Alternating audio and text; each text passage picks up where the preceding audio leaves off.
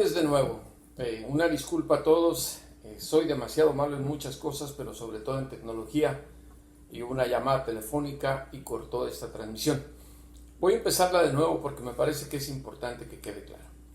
Se aprobó en la Cámara de Representantes, en el Pleno del Congreso Federal de los Estados Unidos, el Tratado de Libre Comercio entre México, Canadá y los Estados Unidos, el TEMEC. Este acuerdo, que no saldrá aprobado este año en su totalidad porque falta el Senado. Eso ya es mero trámite y será hasta principios de enero. Después, para que entre en vigor, tiene que ser firmado por Donald Trump y así se promulga. Pero vamos a dejar muy en claro una cosa. No es un triunfo para México, aunque lo diga el presidente Andrés Manuel López Obrador. La ley de implementación de este acuerdo sí es una ley en Estados Unidos y debe cumplirse. El que en México haya agregados laborales en la Embajada de Estados Unidos. ¿Esto qué implica? Que estos deben entregar un reporte al Congreso cada 6 meses sobre cómo el gobierno mexicano está instrumentando las leyes laborales respecto a los sindicatos, que es la condición que le impusieron a los demócratas los sindicatos laborales de Estados Unidos, y valga la redundancia, y que aceptó Donald Trump. Ahora hay que ser muy claros.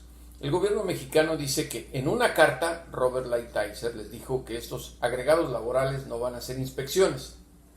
A ver, repito, es una ley. Quien aprueba las leyes en Estados Unidos, como en nuestro país, es el Congreso, no el Ejecutivo. El Ejecutivo las promulga. Si el gobierno mexicano hubiera rechazado esto, entonces el subsecretario de Relaciones Exteriores para América del Norte, Jesús Seade, no se hubiera conformado con una carta de Lighthizer. Hubiera ido directamente al Capitolio a decirle a Nancy Pelosi, la presidenta de la Cámara de Representantes y líder demócrata: México se sale de este acuerdo porque nos están imponiendo algo muy amañado. Obviamente no lo hicieron. ¿Se imaginan qué hubiera ocurrido? Tiran a la bolsa, el peso se devalúa ante el dólar todavía mucho más. Así es que es un tema convenenciero. Insisto, lo interesante va a ser cuando esos agregados laborales entreguen su reporte al Congreso. Son títulos diplomáticos. La CIA supuestamente no tiene representante en México. Está registrado como agregado político. Fíjense, pero eso no quiere decir que no lleva a cabo espionaje, él y sus agentes. Lo mismo pasa con la DEA. Tiene 54 agentes en México repartidos en el territorio nacional. No están registrados ante la embajada como agentes de la DEA. Esto para que les den pasaporte diplomático e inmunidad. Están registrados como agregados políticos, pero no se dedican a la política, ¿verdad? Lo sabemos a qué se dedican. Entonces, no nos hagamos ilusiones. Y ahora hay una cosa irónica, y no quiere decir que no le convenga a México el acuerdo, sino simplemente lo pongo como las contradicciones políticas y estos giros radicales que luego dan quienes nos gobiernan y que a nosotros los mexicanos se nos acaba la memoria histórica. Andrés Manuel López Obrador era el emblema en contra del Tratado de Libre Comercio de América del Norte. ¿Se acuerdan? Él estaba en contra de esto porque sostenía que si había el corazón del neoliberalismo en México, estaba representado con el Tratado de Libre Comercio de América del Norte, que en ese tiempo luchó por él un ratero enorme, Carlos Salinas de Gortari. Lo que son las cosas. Tiempo después, López Obrador abraza al neoliberalismo y lo suena y lo promueve como un triunfo de su gobierno. Así las cosas. Genaro García Luna se presentó ante una corte federal en Texas. Se le negó la libertad bajo fianza. Y es que el Departamento de Justicia le había enviado un oficio al juez en Texas diciéndole que no lo dejara en libertad por ninguna circunstancia.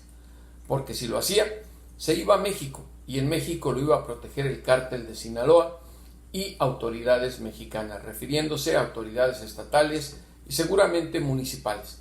Y que aún así, en caso de que fuera recapturado si estuviera bajo la custodia de los narcos, tardaría años la extradición de García Luna a los Estados Unidos. Se presentará a mediados de enero ante la Corte Federal del Distrito Oeste en Brooklyn, Nueva York, frente al juez Brian Cogan.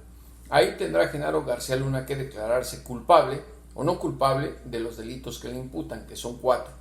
Si se declara culpable, no habrá juicio.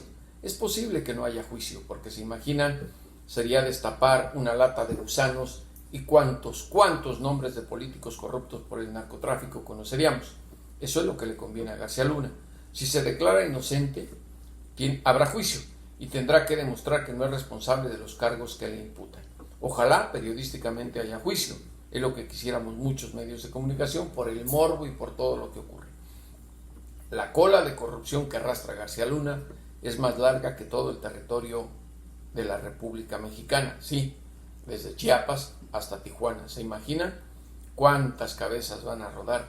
Me imagino que Felipe Calderón está prendiendo ya sus veladoras, que no haya juicio, porque eso de que él no sabía lo que sea su supersecretario de Seguridad Pública, que se lo crea Margarita Zavala y su familia. Y por último, también en el Pleno de la Cámara de Representantes del Congreso se aprobó lo que ya se sabía ocurriría, que se enjuicia a Donald Trump por 2 delitos: obstrucción al Congreso, que es una obstrucción de investigación legislativa, y abuso del poder presidencial. Aquí no hay nota. Iba a ocurrir, históricamente sí lo es, porque es el tercer presidente de los Estados Unidos que enfrentará un juicio en el Capitolio. El primero fue Andrew Johnson, el segundo lo sabemos, Bill Clinton, y ahora el tercero, Donald Trump. Hubo un cuarto, Richard Nixon, pero por dignidad renunció a la presidencia antes de que fuera enjuiciado. En el caso de Trump, va a ser exonerado cuando sea el juicio en el Senado, porque ahí son mayoría representativa los republicanos. Son 53 contra 45 demócratas y 2 independientes que siempre se unen a estos últimos. Estamos hablando de una división de los 100 integrantes del Congreso de 53 a 47. Se requieren 67 votos para declarar culpable a Donald Trump, que obviamente no los tienen los demócratas. Es imposible que ganen 20 simpatías republicanas cuando este partido ya dijo que va a defender a su presidente.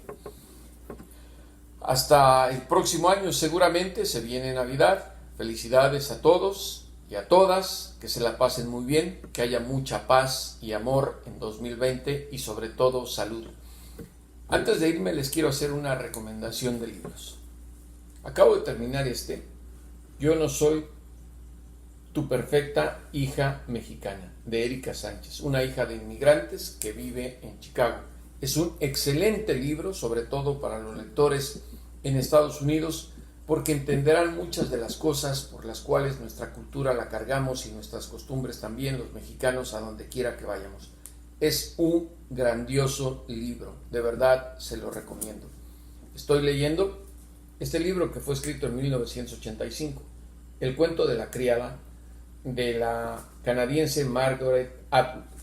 Es una gran lectura que justo en estos momentos nos pone en la realidad de lo que ocurre en los Estados Unidos con Donald Trump y lo que está pasando con las mujeres en todo el mundo. Y por último, cómprenlo de regalo de Navidad, mi novela Tu cabello es la frontera. Créanme que ya está a la venta en todo México, que les va a agradar, y si no, también espero sus comentarios, que ya me están llegando la mayoría positivos, de lo cual estoy muy agradecido. Es una lectura para entender a ese México que hay dentro de México en la frontera norte. Hasta la próxima, y como siempre, a los criminales y a los corruptos nos urge que nos devuelvan a ese México que nos arrebataron.